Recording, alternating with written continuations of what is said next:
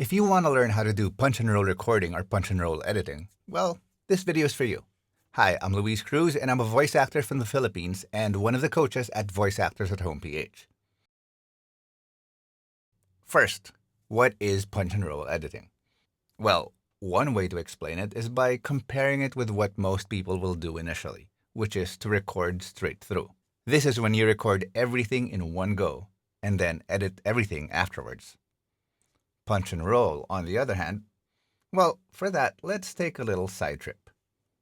So, back when music was recorded on multi-track analog tape machines, it was a way to change the recording without starting all the way from the top. What they would do was that the audio engineer would go back to a point before the part that they wanted to change, so that they had some pre-roll. They would roll the tape, and the performer would then punch in right at the parts they wanted to change. So technically, it should be called roll and punch, but that doesn't quite roll off the tongue as well. What do you think? So now that you know where the name punch and roll comes from, I think the general idea should be a bit clearer to you. But you still have to know how to do it exactly. Okay, so we're in Reaper now, and I'll give you an example of straight-through recording. Let's try this. All right, so let's say this is my line, and then this is my second line, and then this is my third line. Now, let's try it again. Okay, this is my line, and this is the second line, and this is the third line. Yeah, I'm such a great writer right now. I don't have a script. So let's take that. And all right, so let's say this is my line. That's one line.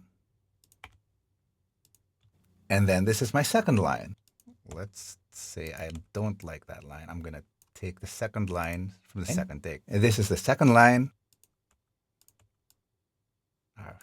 Let me kill the ripple editing first.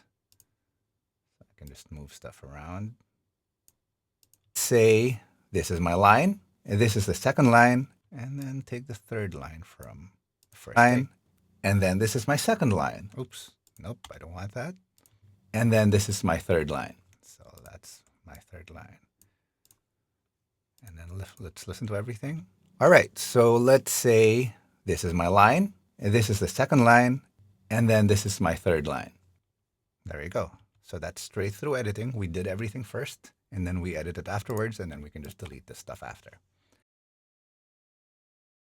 So now that you've seen a sample for straight through recording, let's do one for punch and roll. But first, I have to do a little bit of preparation. So on my DAW, I create 2 tracks. So I'm going to make sure that the first track is armed for recording. Recording, I cannot spell. And I'm going to make sure the second track is not armed. And I'll name that as my playback track. And I can't spell and I can't speak. All right, so let's try recording something. So I do a bit of preparation by making 2 tracks, one armed for recording and one for playback. And let's say I'm recording and making progress, but I make a mistake at some point. Let's say I make that mistake. Okay, instead of marking it, I start preparing for... So I made a mistake. So clearly, I'm going to take away the very start, move this back, and I'm going to listen to this track. I do a bit of preparation by making 2 tracks. So one armed for recording and one for playback. Still good. And let's say I'm recording and making progress, but I make a mistake at some point. Still good. Let's say I make that mistake. Okay. Instead of marking it, I start preparing for... That's where this part is where I said I made a mistake. So I'm just going to splice or cut it there and delete that track. Now I need to recording and making progress, but I make a mistake at some point. All right. So recording and making progress, but I make a mistake at some point. So I'm going to go back to a point before the mistake. So I give myself some runway. That's my pre-roll. And I'm going to follow along with what's playing back. And let's say I'm recording and making progress, but I make a mistake at some point. Instead of marking it, maybe with a clap or clicker, I start preparing from some part. I made another mistake. And let's say I'm recording and making progress, but I make a mistake at some point. Instead of marking it, maybe with a clap or clicker, I start preparing from some part. Okay, I start preparing. So this, you can see that this is where I started to make that mistake. So I'll bring this one down because I did a playback and it sounded good. And I'm going to delete this. Instead of marking it, maybe with a clap or clicker, I start preparing from some, I can't even say it. I start preparing for some punch and roll. Instead of marking it, maybe with a, instead of marking it, maybe with a clap or clicker, I start preparing for, I still can't get it right. So I'll just undo. Instead of marking it, maybe with a clap or clicker, I start preparing for some, again. Instead of marking it, maybe with a clap or clicker, I start preparing for some punch and roll. And there you go. I had to take a break after that line because for some reason I couldn't get through it, but there you go.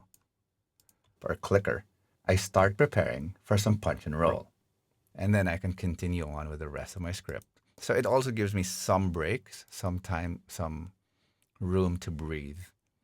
If I'm having a particularly hard time with a specific line, it helps. I can just try to get through that line, take a breath, and then move on to the next line. All right, so that's pretty much it. Oh, one thing, you're not limited to punching in at the end. You can punch in into the middle of things. So let's say I want to change something here. Yes, but I make a mistake at some point. And let's say I'm recording and making progress, but I make a mistake at some point. Now, let's say I want to make that part just a little more frantic. I don't know, for some reason, I just want to punch that up. But the line is, but I make a mistake at some point. Playback. And let's say I'm going to go find my pre-roll point, pre-roll start point. And let's say I'm recording and making progress, but I make a mistake at some point. Instead of, there you go. I'm going to move that, and then move that down. If you listen to it, playback. And let's say I'm recording and making progress, but I make a mistake at some point. Instead of marking it, maybe with a clap, so I'm able to punch into the middle. I start preparing for some punch and roll. And that is how I do punch and roll editing.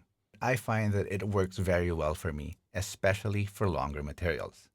If I'm recording something that's maybe 2 minutes tops, then I'd probably just record straight through and edit it afterwards. But if I'm recording something above 2 minutes, maybe 5, 10, 15, 20 minutes, even an hour long, then punch and roll is a lifesaver. Now, is punch and roll for everyone? Well, it really depends on you. For me, I think it decreases the time I spend editing. On the negative side, it does increase the amount of time I spend recording because I'm correcting my mistakes while I'm recording. My recording space and my editing space are one and the same, so I can do this. But if you've got a separate booth and you don't have access to your DAW from the booth, clearly you can't really punch and roll. You have to record straight through. Now, is punch and roll for you? Well, personally, I like it. I find that it helps my consistency because I can listen to my recording and then I continue using the momentum from the pre-roll to a revised recording that closely matches the original recording. Your mileage may vary, of course, and for some people, they find that it really disturbs the flow of the recording. It actually hurts consistency. So I suggest you try it out for yourself, see if it works for you, or see if you can make it work for you. And if it does, then great, you have another tool in your arsenal. And if it doesn't, why fix what isn't broken, right? And that's it. That's my quick and dirty tutorial on punch and roll editing. It's a really dirty tutorial because I made a lot of mistakes.